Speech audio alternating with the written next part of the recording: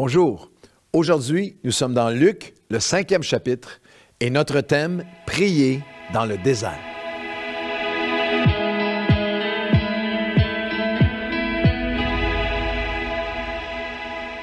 Bonjour à tous et bienvenue à votre café matinal. Quelle joie de connecter avec vous où que vous soyez. Tout le monde de Nouvelle Vie sur tous nos sites et aussi tous ceux qui nous suivent de partout au Québec. Particulièrement, je souligne aujourd'hui la ville de Québec où je reçois plein de courriels de la ville de Québec, mais aussi bien sûr de partout à travers la francophonie, vous qui nous suivez sur On est ensemble ou sur EMCI ou le Top Chrétien. Bienvenue, bienvenue. Quelle aventure, quel pèlerinage de foi vous m'encouragez par tous les courriels que je reçois alors que nous traversons cette vision, cette pensée que Dieu a mis sur mon cœur de créer ce dévotionnel en ligne où on traverserait ensemble chaque chapitre, les 4 évangiles et chaque chapitre avec un café matinal par chapitre. L'évangile de Matthieu est déjà là en entier pour vous. Vous pouvez commencer du début ou si vous en avez manqué, ils sont toujours là. L'évangile de Marc et maintenant nous sommes dans l'évangile de Luc, le 5e chapitre. Et notre thème aujourd'hui, c'est prier dans le désert. C'est un chapitre rempli de miraculeux avec des guérisons, avec des actions surnaturelles, une pêche surnaturelle qu'on va regarder dans un instant. Mais au cœur de ce chapitre, il y a ce verset de quelques mots qui parlent de Jésus, mais qui sont tellement puissants, tellement profonds. Luc chapitre 5 et au verset 16, « Et lui, il se retirait dans les déserts et il priait. » Nous avons tous des saisons de désert. Nous traversons tous des déserts spirituels, émotionnels, relationnels. Bien sûr que la pandémie a été une saison de désert à toutes sortes d'égards. Nous traversons tous des saisons de désert aussi dans nos cœurs, dans nos âmes, spirituellement. Et dans nos déserts, il y a toutes sortes... lorsqu'on se retire dans un désert, on se retrouve retiré dans le désert, bien souvent involontairement, mais on se retrouve dans le désert. On peut se retirer pour faire toutes sortes de choses dans le désert lorsqu'on le traverse durement. Nous pouvons nous retirer pour nous isoler. Commencer à laisser nos pensées vagabonder. Nous pouvons parfois dans le désert, lorsqu'on traverse des pires déserts, parce qu'il peut y avoir des déserts de deuil, de défaite, de découragement, de maladie, des déserts de solitude, de déception. Lorsque nous nous retirons dans les déserts, ça peut être pour nous isoler. Parfois dans les déserts, on peut se retirer pour nous tourmenter nous-mêmes, pour nous condamner, pour nous culpabiliser, pour...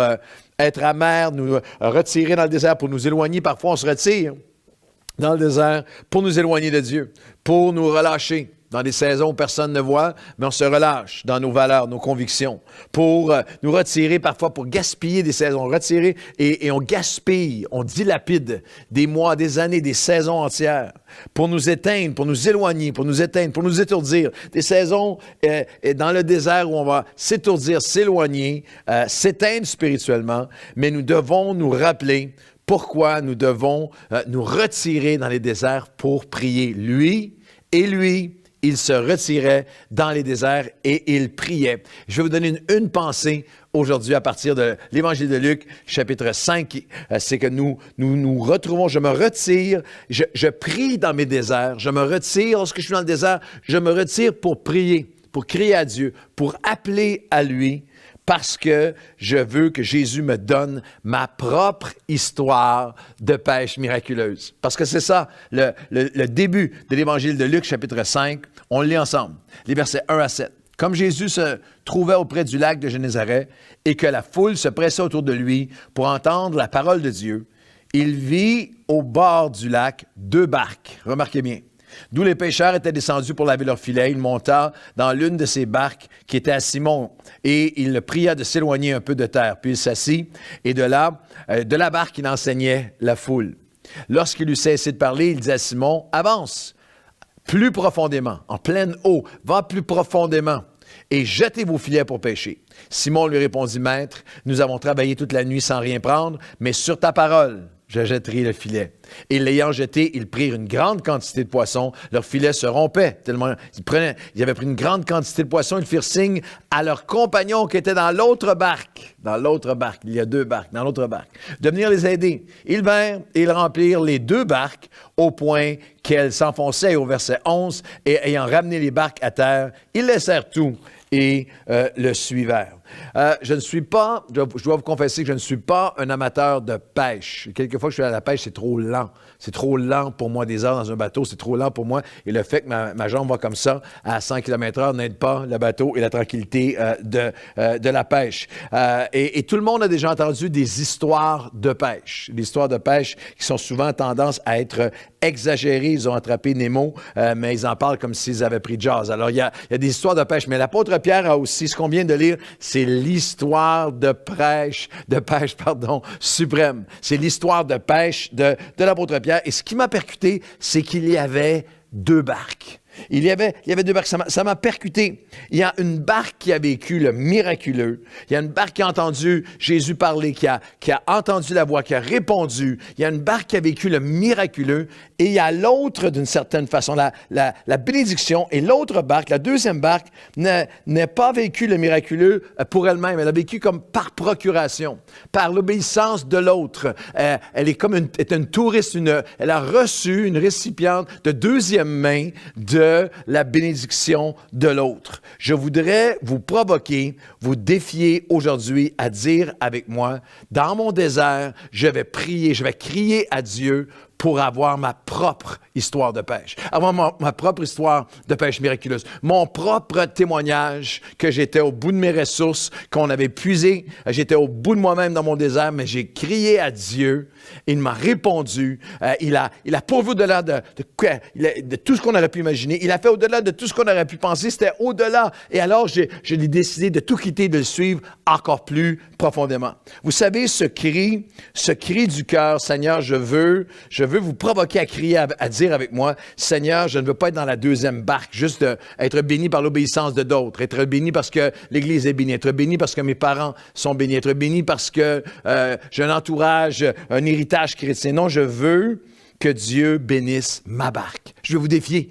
Après avec moi, même quand vous êtes au désert, particulièrement lorsque vous êtes au désert, à crier vers Dieu. Seigneur, viens bénir ma barque, viens bénir ma maison. Viens bénir ma famille. Viens bénir mes enfants. Viens bénir mon entreprise. Viens bénir mon service pour toi, ma vie, mon cœur pour toi, mon cœur. Je ne veux plus seulement raconter l'histoire de la bénédiction de l'autre ou me réjouir de l'autre. Et vous savez que cette espèce de cri qui n'est pas du tout dans l'envie ou la jalousie ou l'ingratitude pour ce que Dieu fait ailleurs ou hier, mais une nouvelle vie depuis 28 ans ici au Québec. Le Québec qui est connu pour toutes ses rationalisations et ses excuses pourquoi Dieu ne peut pas faire ici ce qu'il fait ailleurs ou ce qu'il fait hier dans le premier message que j'ai apporté à Nouvelle Vie il y a 28 ans. Et depuis 28 ans, il y a un cri fondateur à l'Église Nouvelle Vie. Seigneur, merci pour ce que tu as fait hier, les grands réveils du passé. Merci pour ce que tu fais ailleurs, mais nous sommes ici. Nous sommes aujourd'hui, viens bénir ma barque. Même dans mon désert, il se retirait dans lui. Il se retirait dans les déserts et il priait. Toi, moi, qu'est-ce qui va être dit de moi? Qu'est-ce qui va être dit de toi lorsque je traverse mon désert? Est-ce que je vais crier à Dieu pour dire, aujourd'hui, Seigneur, viens dans ma vie. Je ne veux plus raconter ou seulement écouter les histoires miraculeuses des autres. Je veux plus qu'être béni par l'obéissance d'un autre. Je veux, moi, aller plus profondément. Je veux, moi, entendre ta voix. Je veux, moi, lancer mes filets à nouveau. Je veux, moi, être émerveillé par ta réponse à ma prière alors que je suis au désert. Dans le livre de Osée, chapitre 2, le Seigneur dira même qu'il veut utiliser. Jésus nous donne un modèle et lui, lorsqu'il était au désert, il se retirait pas pour bouder, pas se retirer pour maugréer, se retirer pour s'isoler, se retirer pour être amer, se retirer pour s'éloigner ou se refroidir. Non, il se retirait dans les déserts pour prier. Et dans Osée chapitre 2, versets 16 à 18, c'est pourquoi je veux l'attirer et la conduire au désert. Dieu parle de son peuple. Je vais utiliser les saisons de désert dans ta vie et là, je parlerai à ton cœur. Osée, chapitre 2, versets 16 à 18. Là, je lui donnerai, je lui ouvrirai une porte d'espoir au lieu de la vallée des larmes. La vallée d'Achor était la vallée des sanglots, la vallée des larmes. Là, dans ton désert, je vais me révéler à toi. Dans le désert, Dieu veut se révéler à toi. Dans ton désert, il veut, lorsque tu te retires dans le désert et que tu pries, il veut se révéler à toi. Là, au désert, lorsque tu penses qu'il n'y a plus rien, il ne se passe rien. Non, là, au désert, lui, il priait. Là, au désert, c'est pourquoi je veux l'attirer et le conduire au désert. Et là, je parlerai à son cœur. Après toutes ces années, ces 4 décennies et plus à marcher avec Dieu, je connais ce paradoxe puissant que dans mes pires saisons de désert, lorsque je crie à lui, il y a certaines des plus profondes révélations.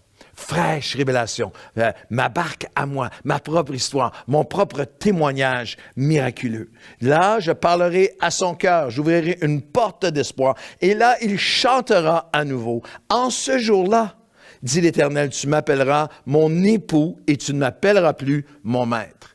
Il parle que au désert, lorsque tu vas crier à lui, il va y avoir une relation plus profonde, une intimité plus profonde, une connaissance de Dieu plus profonde.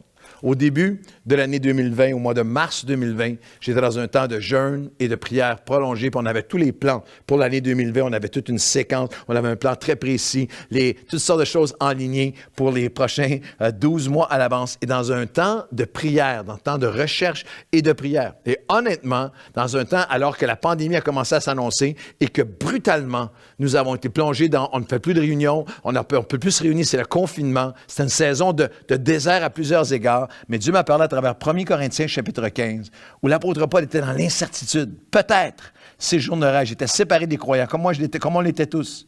Peut-être séjournerai-je auprès de vous, ou même y passerai-je l'hiver, afin que vous m'accompagniez. Je ne veux pas cette fois, vous voir en passant, mais j'espère demeurer. Il y a toute cette incertitude. Je m'identifiais avec cette incertitude. Tous mes plans sont balancés. On est au désert. Mais l'apôtre Paul, au verset 9, a dit, mais une porte grande et d'un accès efficace m'est ouverte et les adversaires sont nombreux. Et dans mon journal de prière, j'avais écrit, je n'avais aucune idée de ce qui s'en venait, mais j'avais été percuté par la pensée que ça va être une saison, cette prochaine saison, avec la pandémie, on n'avait aucune idée de ce qui se passait. Tout ce qu'on savait, c'est qu'il n'y avait plus de réunions. Il faut aller en ligne, on ne savait même pas comment faire et tout ça.